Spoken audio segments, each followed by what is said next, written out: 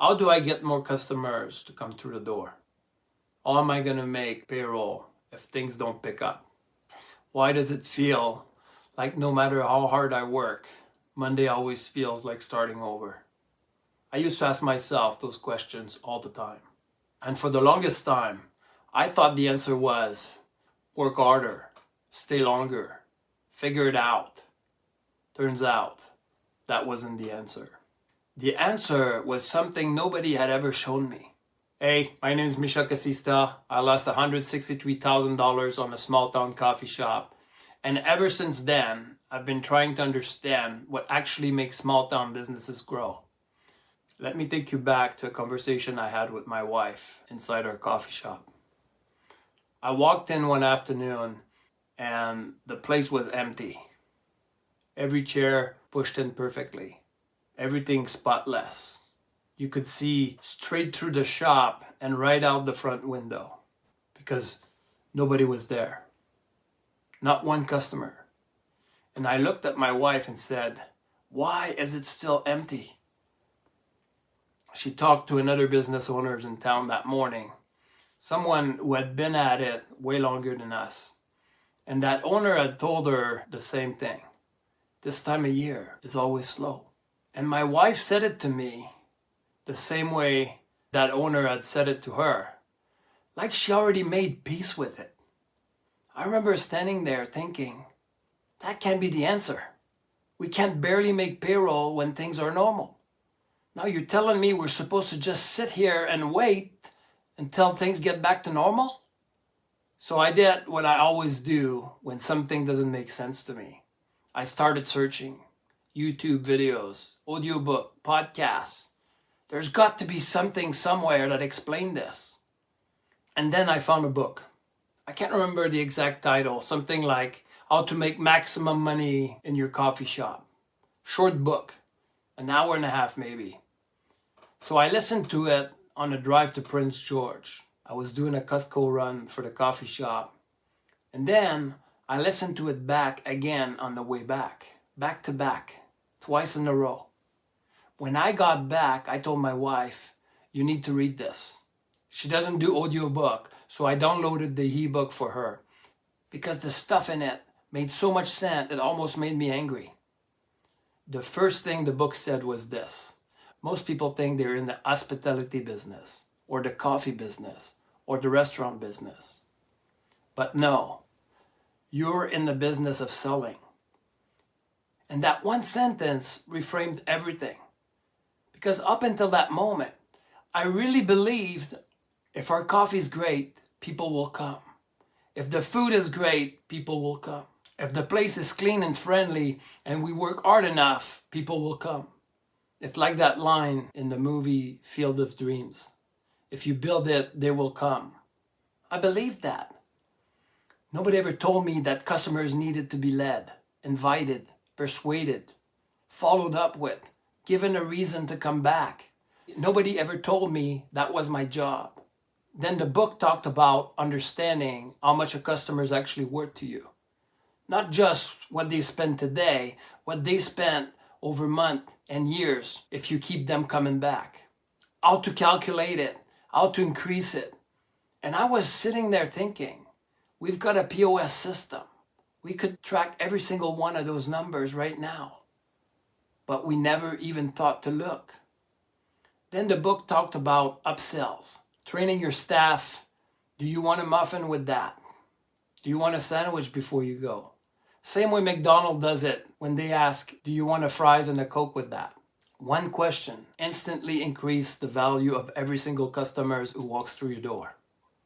Not pushy, just intentional. Everyone in your business is a salesperson. The person at the till isn't a till person. They are a salesperson. And then building an email list, staying in touch, building a relationship. So customers come back, not because they happen to be in the neighborhood, but because you gave them a reason. We actually tried that one. We made VIP cards, fancy one too. We collected some emails. We had the idea right in our hands, and we never sent one single email because we were too busy surviving to ever work on growing. I didn't know it at the time, but I was reading Dan Kennedy's principles without anyone ever giving him credit. Then the book said something that hit me like a truck. Most businesses don't make it past 2 years. And the ones that makes it past 5, most of them are just surviving, not thriving. The top 1% are actually thriving. And the reason is they work on the business, not just in it. We were doing the opposite.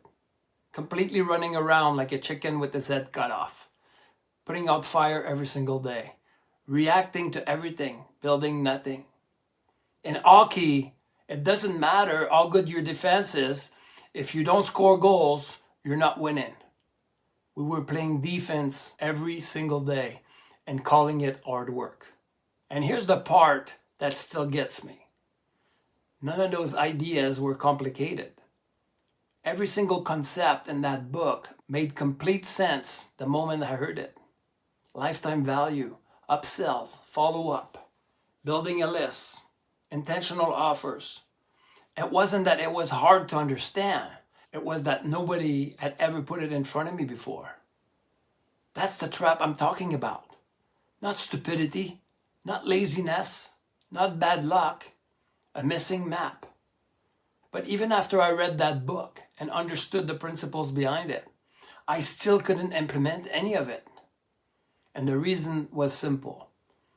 I couldn't even find my emails on the computer without asking my kids. I'm serious. Like on my phone, fine. But sit me down at a computer and say, go send an email campaign. And I would have looked at you like you just asked me to go fly a plane. So I put all the pressure on my wife to handle all that email stuff, on top of everything else she was already doing. Which meant it never got done, because she was just as buried as I was. And I kept telling myself, this stuff is for tech people, for people who grew up with a computer, not for a welder from a small town who can barely navigate a browser. I didn't even know what a browser was. But that was the identity I built around myself. And then something started shifting. I went down to a rabbit hole. YouTube videos on marketing, audiobooks, podcasts. I got addicted to learning.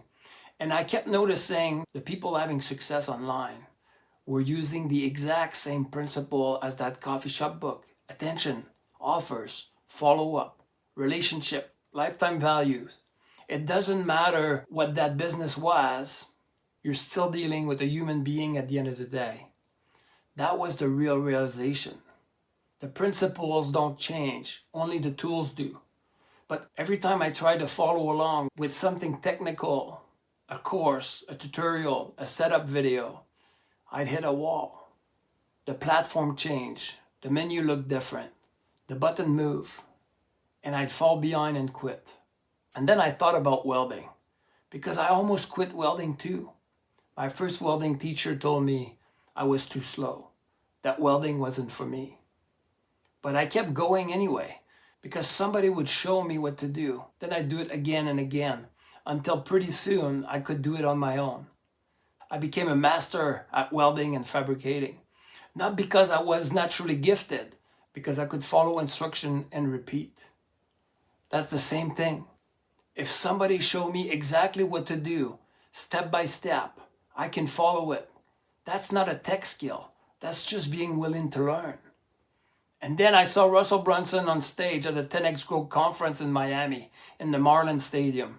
Thousands of people. He was doing a live demo of ClickFunnels, the software he built to help entrepreneurs like us build web pages and funnels without needing a developer or a tech team. He's on the big screen, dragging and dropping things, copying and pasting, and something clicked in my head so fast it almost scared me. I can do that. Not I could maybe learn that someday. I can do that right now. Drag and drop, copy and paste. I already knew those things. I'd been doing those things. The old story I'd been telling myself for years, I'm not a tech person, it cracked open in about 30 seconds watching that demo. And then I did the one funnel away challenge. $100, 30 days. And one of the first things Russell walk you through is building your own offers. Not your product, your offer. The whole value stack. the framing, everything that makes someone feel like they'd be crazy not to say yes. And something happened that I wasn't expecting. The coffee shop came back. Everything from that book, lifetime value, upsells, follow-up, building a list, intentional offers, it all came back, but now I had a name for it. Frameworks, a step-by-step process to actually build it. The principles were always the same. Russell just gave me the system to implement them. And then there was this line from the 10x stage that kept coming back too. If you spend $1 on advertising and you get $2 back out, you don't have a marketing budget problem. You got a money printing machine. And I finally understood what that meant. Not just intellectually, in my gut. That's what the top 1% always had. Not more money, not more luck, not some secret nobody else knows. A system that turns marketing spend into measurable return. And here's what hit me the hardest of all. The $100 I spent on that challenge taught me more than the $3,000 the previous program I was in wanted to charge me for the next level. Not because Russell's magic, because the principles were clearer. The implementation was simpler, and it was built for someone exactly like me. Not a tech genius, not someone who's been doing it for 20 years. Someone who could follow instruction. Someone who could drag and drop. Someone who could copy and paste. And that's when I thought, if I'd found this when I still had the coffee shop, maybe everything would have turned out differently. I don't dwell on that very often, but sometimes it still hits me. Here's what I want you to hear. For years, I told myself this stuff was for smarter people, tech people, marketing people, people in big cities with big budget, not welders, not small town business owners, not people like me. And I was wrong. I didn't need to become a different person. I just needed someone to finally show me the system. Now, I know what you're probably thinking right now, because I thought the same thing too. Right now, everywhere you turn, somebody is selling another AI tool, another shortcut, another thing that's going to change everything, right? And honestly, I get tired of it too.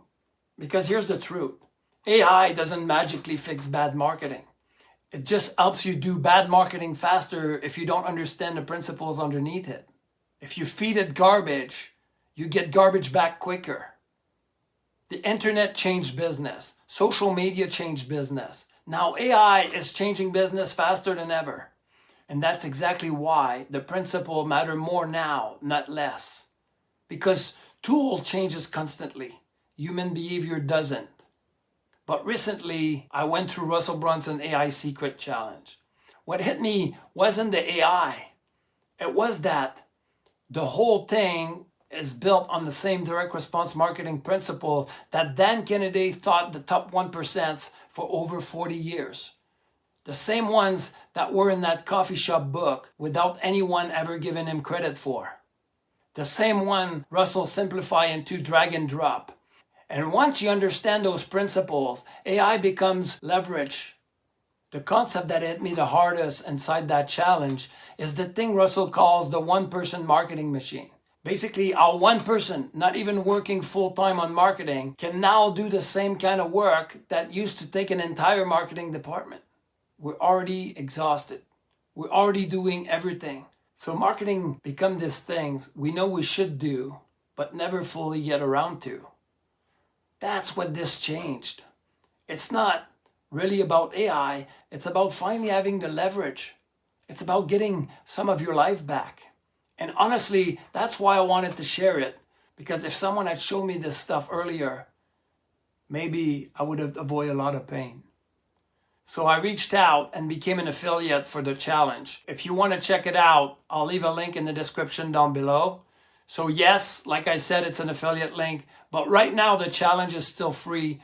And even if all it does is making you realize this stuff isn't as complicated as you've been telling yourself it is, that's probably worth it by itself. If you know another small town business owner who's been telling themselves this stuff is too complicated, too technical, or just not for someone like them.